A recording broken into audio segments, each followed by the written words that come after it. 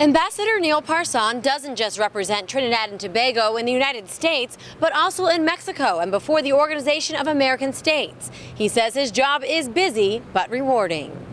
This is actually typical of the African culture in our society. The art inside the embassy doors is influenced by so many cultures, but it's distinctly all about Trinidad and Tobago. And it's similar to how Ambassador Neil Parson describes his country. Epitome of diversity, religiously, spiritually, culinarily, culturally, ethnically, you name it, all the leaves we have it. Parsan says he loves working in Washington, a place he describes as welcoming and calls the political capital of the world. A big part of my job is the bilateral engagement on Capitol Hill. Very often I meet with congressmen, senators to look after things that are of interest to Trinidad and Tobago.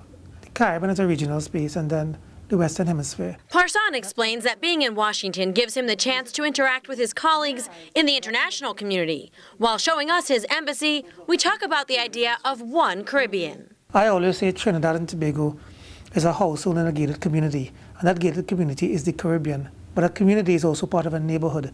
Our neighbors are the United States. Our neighbors are Central America, South America. Trinidad and Tobago established itself as an economic leader in the Caribbean. But Parsan tells us leading is also all about attitude. I always argue, small country, great vision, grand leadership, we can change the world. Parsan says his job is as important now as ever since Trinidad and Tobago celebrated its 50th anniversary of independence and its diplomatic relationship with the United States. Reporting in Washington, I'm Jacqueline Policastro.